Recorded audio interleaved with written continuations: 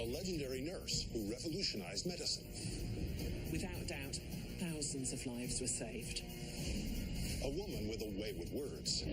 She had to rely on her wits to save her family from catastrophe. And a political plan that really takes root. He was all over it. He had fire in his eyes. Deep in the vaults of the world's greatest institutions lie extraordinary relics, tales of intrigue and wonder, and secrets waiting to be revealed. These are the mysteries at the museum.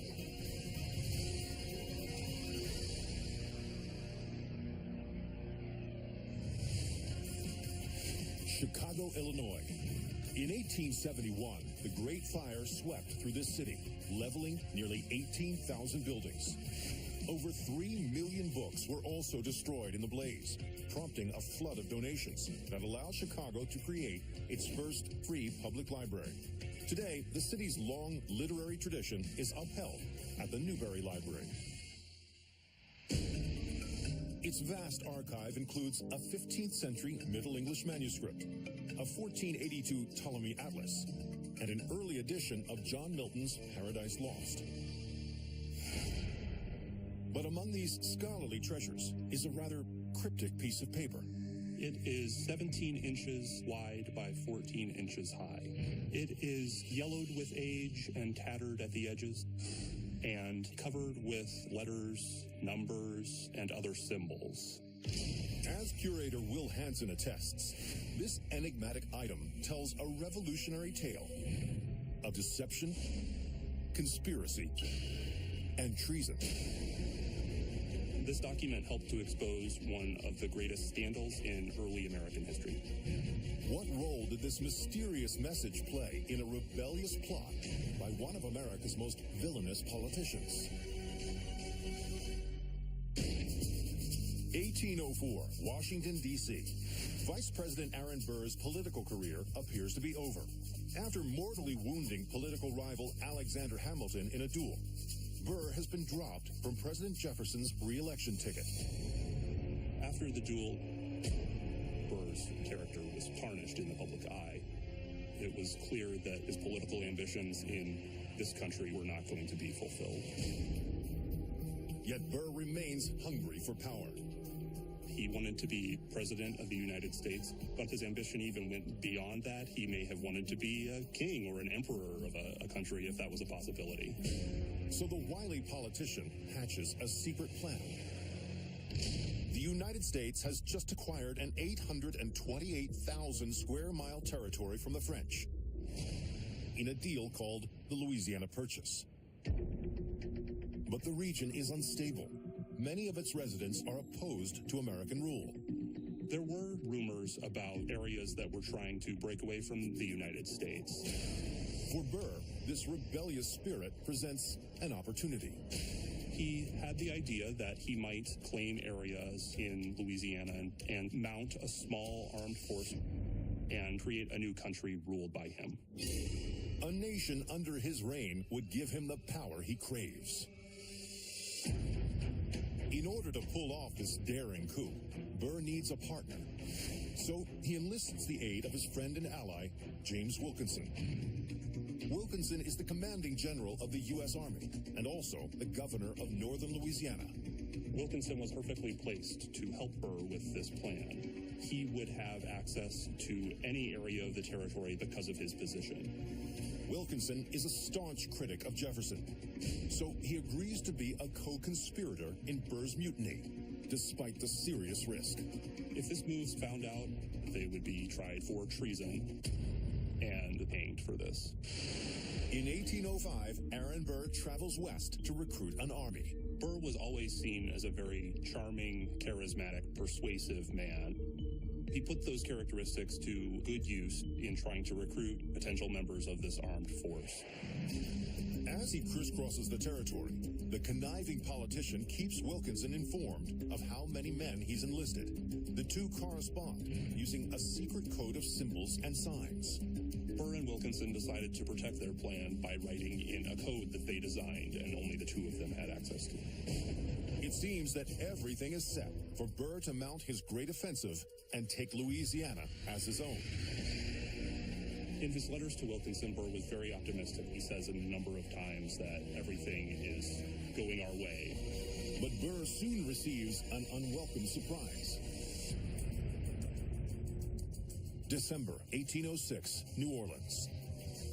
Burr is reading a newspaper when he comes across something that chills him to the core.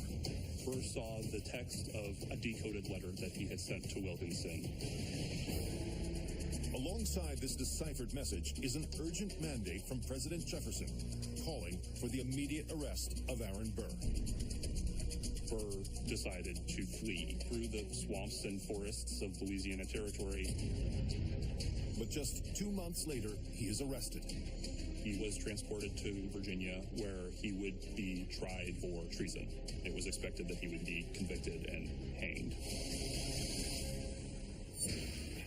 Burr cannot understand how his plot was exposed, but he's about to find out. During the hearing, the government reveals that Burr's scheme was leaked by his co-conspirator, General James Wilkinson. Wilkinson feared that their plot would not succeed. So, to avoid punishment, he betrayed the former vice president to the government and turned over one of his coded letters. Wilkinson became convinced that Burr had not successfully mounted enough of a military force. So he decided to protect himself. He decided that Burr would have to be sacrificed. Despite all of the evidence against Burr, the wily defendant manages to wriggle his way out of a conviction on a technicality. Burr was not found guilty by reason of not meeting the standards of treason as laid out in the U.S. Constitution. Nevertheless, Burr's role in the conspiracy ends his political ambitions forever. Burr is remembered as a great villain of American history and a great controversial figure. Today, the cryptic letter that implicated the craven politician is preserved at the Newberry Library. Evidence of one of the most notorious plots hatched against the United States. St. Paul, Minnesota is a town with an eclectic past. During Prohibition, this capital city was known as a hotbed for gangsters. Today, it famously boasts the longest stretch of Victorian houses in the United States. And one institution here chronicles the region's colorful heritage, the Minnesota History Center. Its collection features a 1930s soda fountain, a vintage accordion, and the first pair of water skis, invented by a Minnesotan in 1922. And it was another former resident who created perhaps the museum's most celebrated item. It's 3.5 by 5.5 inches. It's about 1/4 of an inch thick. It's forest green, and in yellow letters it says, The Great Gatsby. According to author Molly Guptill Manning, this classic novel wasn't always held in such high regard. Everyone knows The Great Gatsby, but few people know the surprising twist that it took to make it a great American masterpiece. 1924, New York City.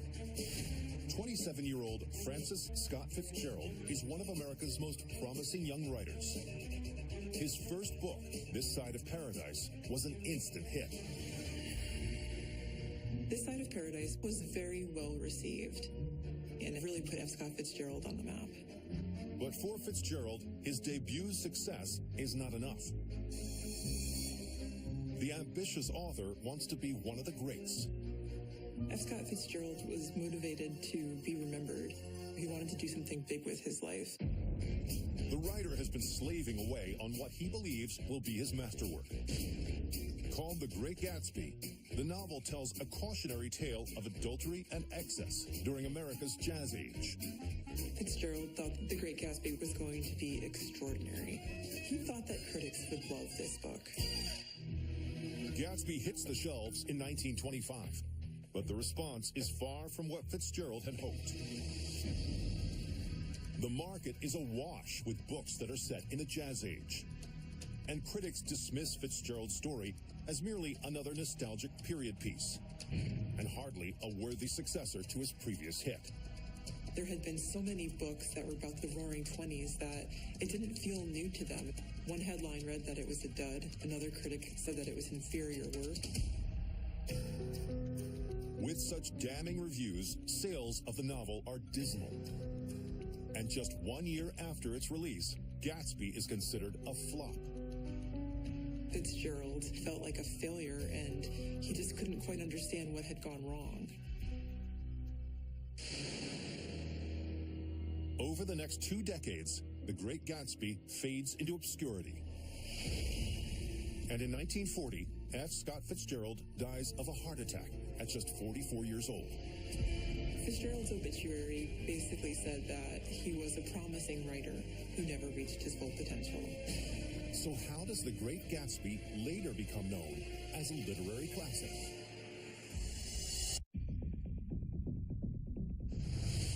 When The Great Gatsby is published in 1925, the book fails to take off, and critics denounce it as a flop. Its author, F. Scott Fitzgerald, is devastated and dies with his novel languishing in obscurity. So what will it take for The Great Gatsby to finally become a classic? In 1941, the United States officially enters World War II. In an effort to entertain troops during their long overseas deployments, concerned American citizens create an organization called the Council on Books in Wartime. The Council on Books in Wartime was a group of publishers, and they wanted to provide books to troops for morale. Every month, the group publishes and ships thousands of copies of the era's most popular works. But they soon encounter a problem. As the war drags on, the troops need more books, and the council starts to run out. Month after month, they had to come up with brand new titles, and there just weren't enough bestsellers and new books coming out to satisfy that quota. So, to keep up with demand, the group is forced to select older and lesser-known works. One of the titles that the publishers approved was The Great Gatsby. The council prints 150,000 paperback copies of Fitzgerald's novel and distributes them to troops stationed overseas. The book's glamorous characters and sumptuous New York setting make it a welcome diversion for war-weary GIs. For a little while, they weren't in a foxhole. They were at Gatsby's house, and it was a wonderful escape and distraction for them. Soon, American servicemen rave about the book in letters they send to family and friends back home. And this renewed buzz gives Fitzgerald's flop a second life. Gatsby's success ended up spilling over from the battlefield. Sales began to pick up at the home front. It ended up being a huge commercial success. With the novel's revival, a new generation of critics takes a fresh look at the story and hails it as a brilliant critique of the American dream. The Great Gatsby is now considered one of the most important books of the 20th century. F. Scott Fitzgerald would have been very gratified to see that he's gone down in history as an amazing writer. And today, this copy at the Minnesota History Center serves as a page-turning reminder of a talented American author and the surprising twist that made his novel truly great.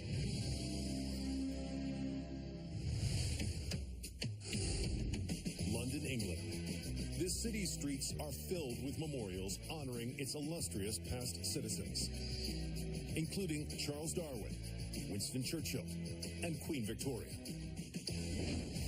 And nestled on the South Bank is an institution dedicated to another pioneering Londoner, the Florence Nightingale Museum.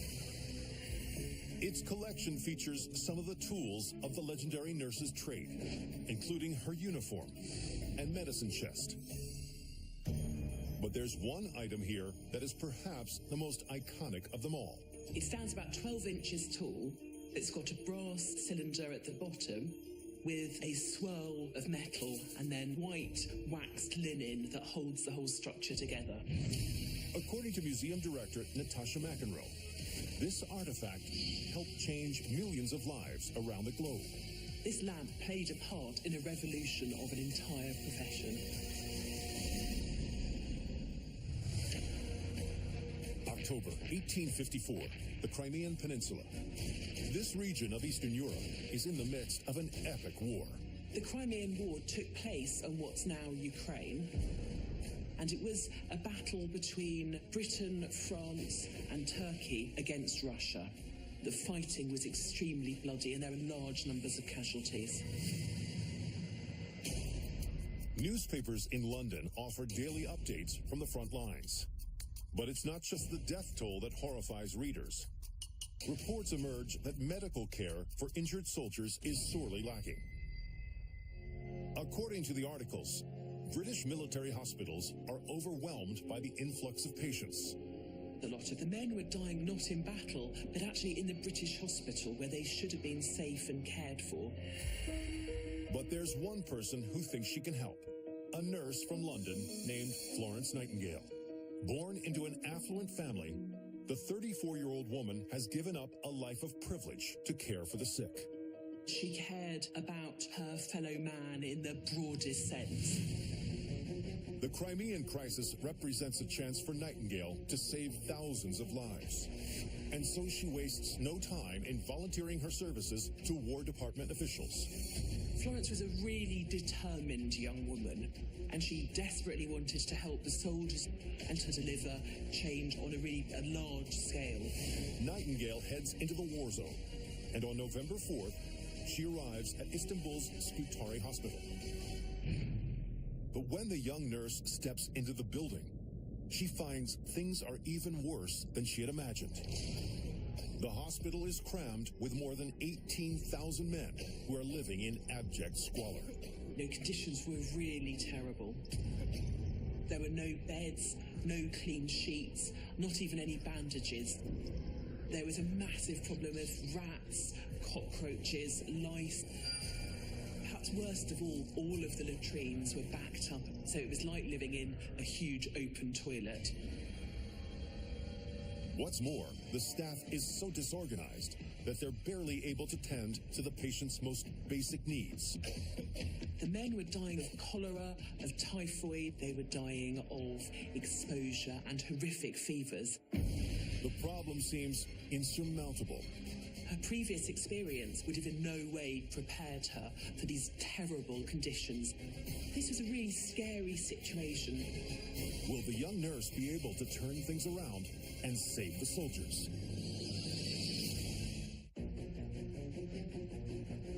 It's 1854, the Crimean War.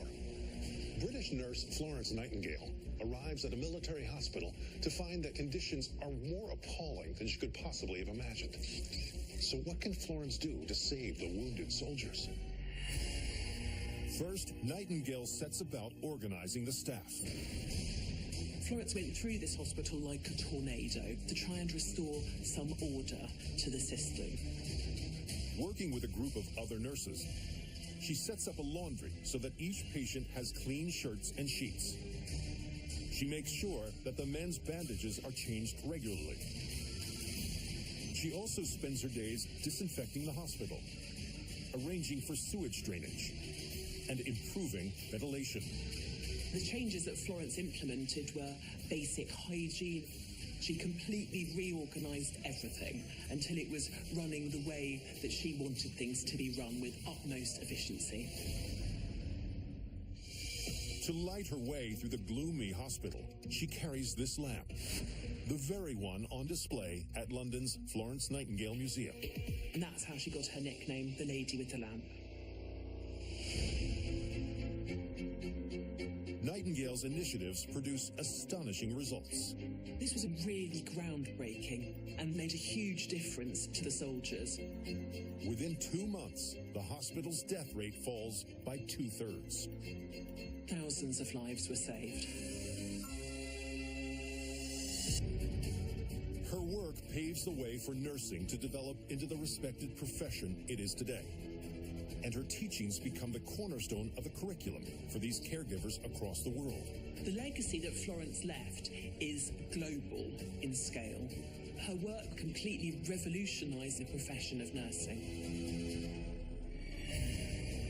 Today, the heroine's legendary lantern is preserved at the Florence Nightingale Museum, where it shines a light on the pioneering woman who left an indelible mark on the world.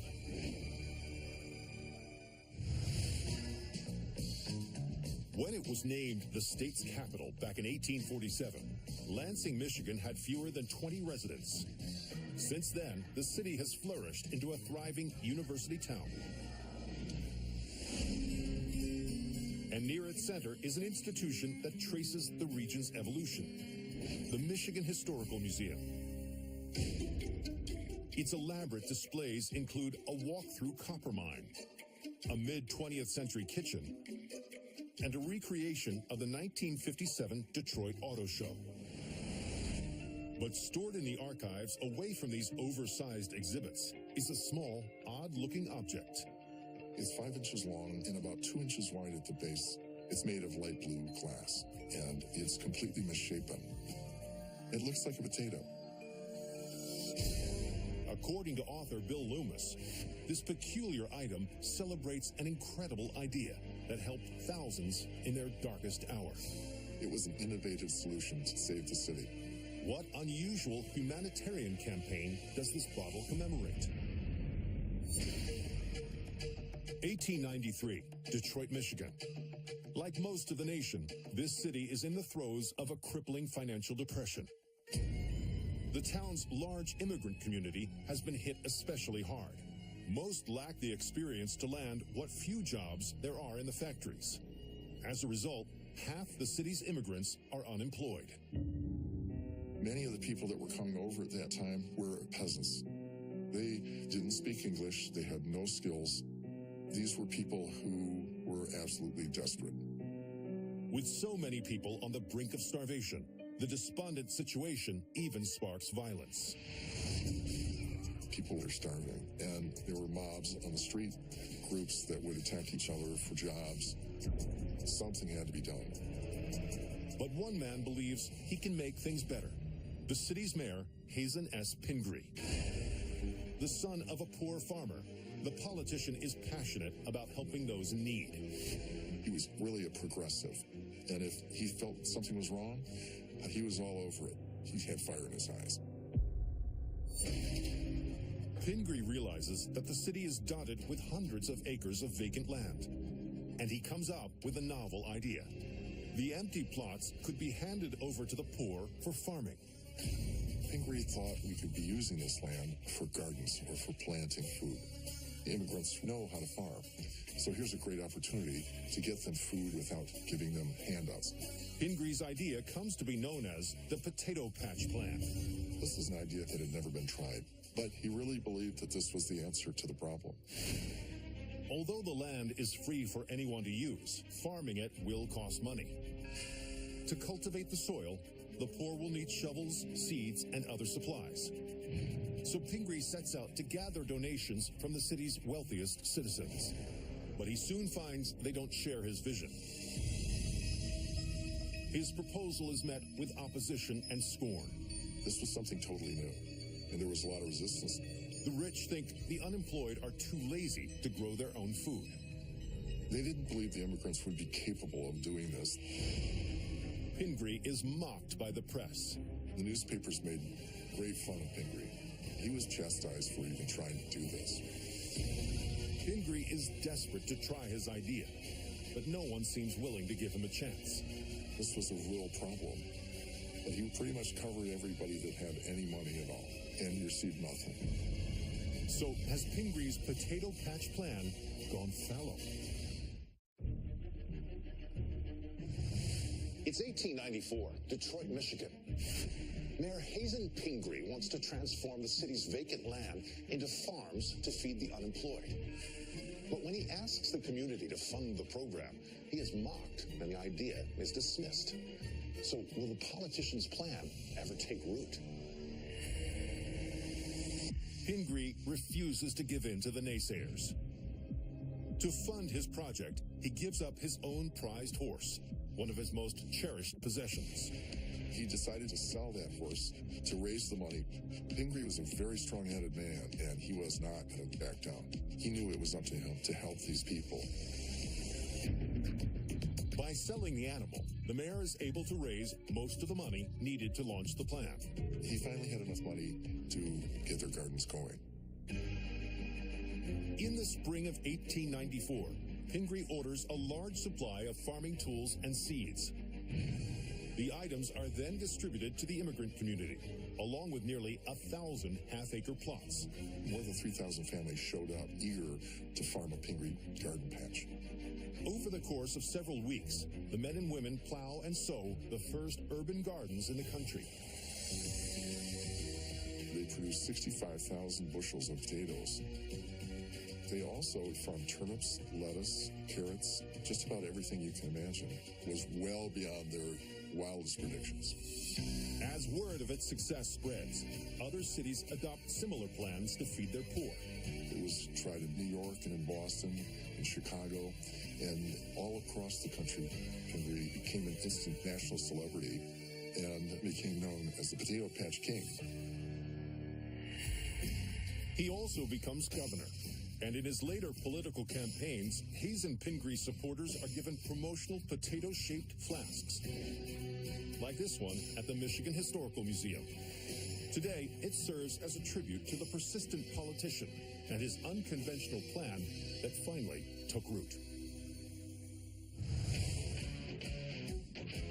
Seattle, Washington.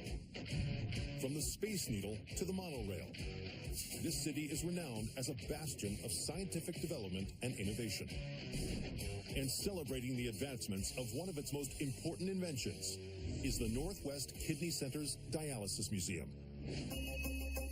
Here, visitors can explore devices that chronicle the 70-year progression of this life-saving medical treatment. But its crown jewel is the machine that started it all. It is 5 feet long and 4 feet tall.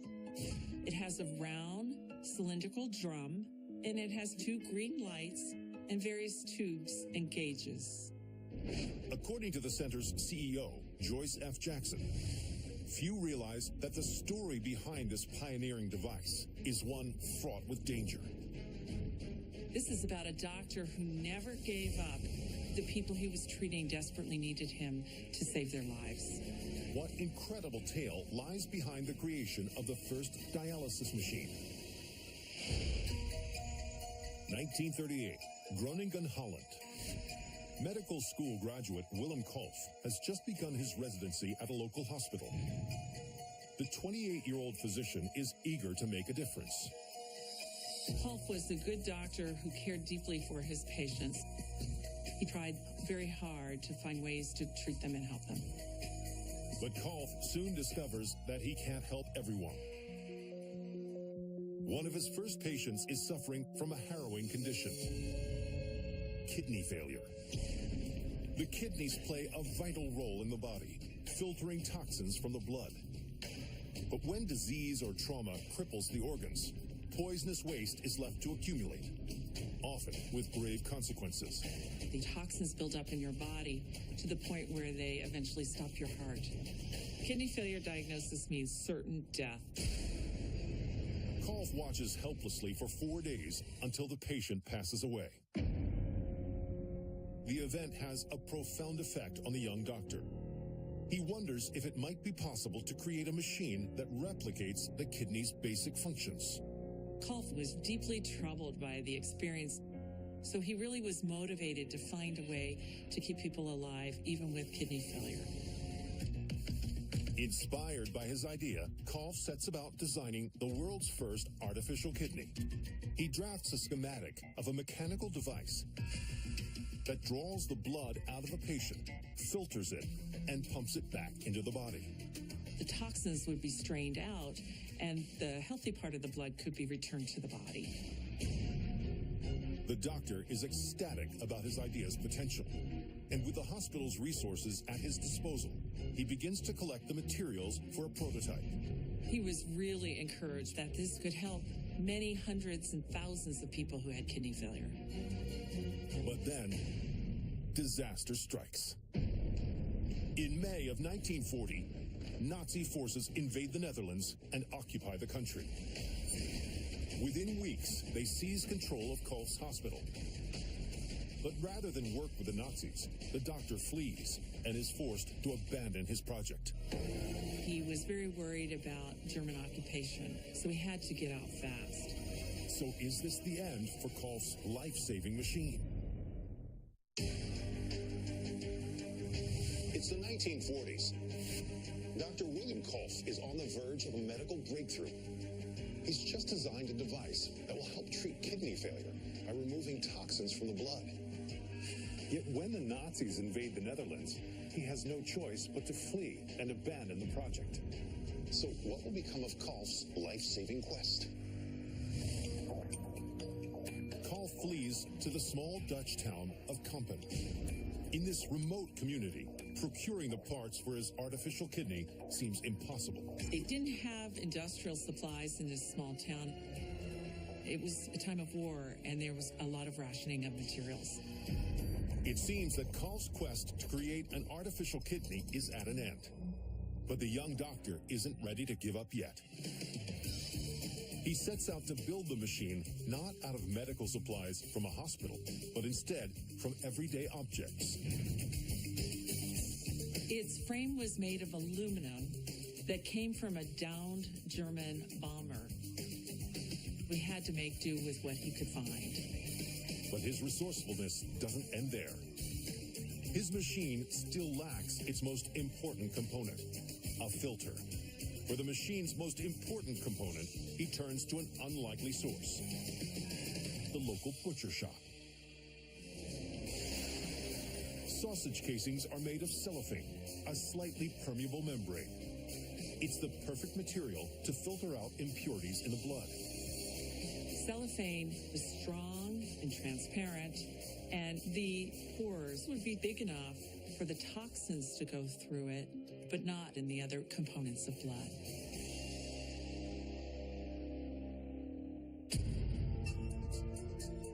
In 1945, Kolff tests his makeshift device on a local patient. A 67-year-old woman with kidney failure so acute she's comatose. The doctor hooks up his homemade device. For hours, he watches and waits. After 11 hours, she woke up. This woman recovered and was able to get on with the rest of her life. Kolff's makeshift machine works. He was absolutely thrilled. He knew this was a huge milestone in the history of medicine. Over the years, devices inspired by Kolff's creation are mass-produced and shipped to hospitals across the globe for use in a new kidney treatment known as dialysis. This machine revolutionized patient care. Dr. Kolff really changed the lives of millions of people all over the world. And today, at the Dialysis Museum, this artificial kidney, based on Kolff's original designs, is a testament to one man's remarkable ingenuity and the dogged persistence that gave rise to a life-saving machine. In the late 1800s, Waco, Texas became famous for its free-flowing geysers. These artesian wells supplied the water for one of the nation's oldest soft drinks.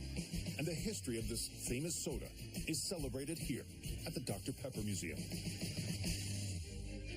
It features over 100,000 artifacts, such as branded memorabilia, vintage soda bottles, and a 1950s delivery truck. But alongside this colorful paraphernalia is a far plainer item. The object is white plastic with a metal clip. It has red text and reads, "Make time, make money, tie into Dr. Pepper's Time of Your Life contest." According to Associate Director Joy Summer-Smith, this small pen represents an incredible moment that changed one woman's life forever. This is the story of a mother who had to rely on her wits to save her family from catastrophe. The 1950s, Defiance, Ohio. Evelyn Ryan is a devoted wife and mother.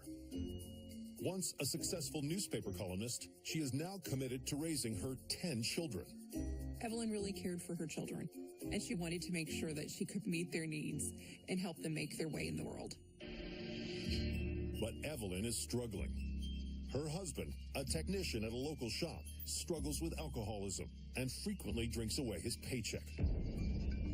As a result, money is always tight, and the Ryans are barely able to pay for food. They were one of the poorest families in Defiance. Evelyn knew that she had to do something to keep her family afloat.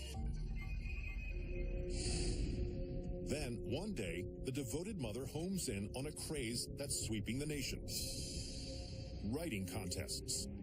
A lot of different companies were using contests to get new ideas for jingles or slogans or even names for products.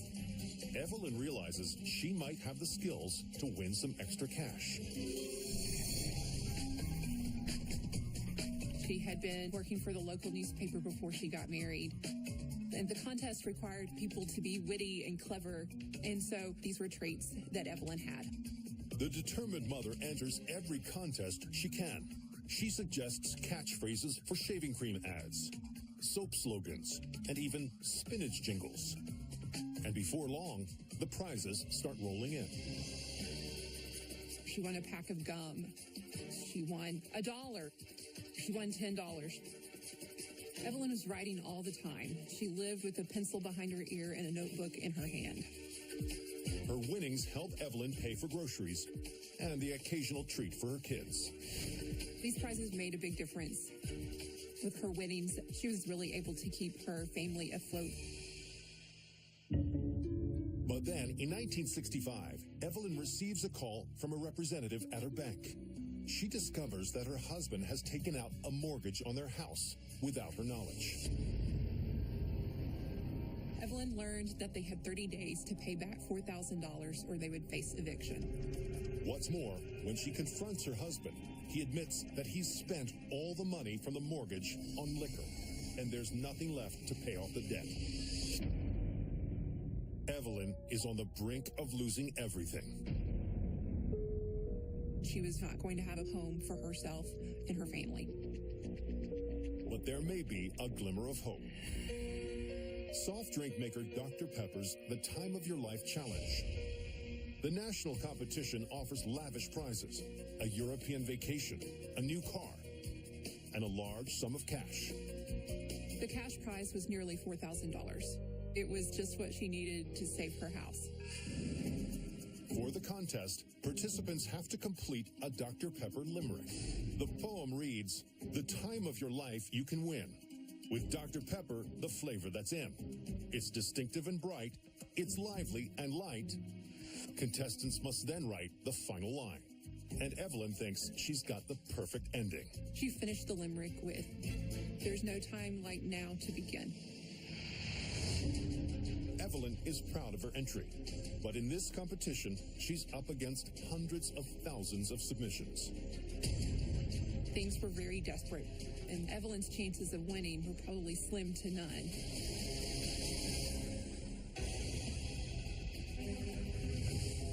It's 1965 in Defiance, Ohio.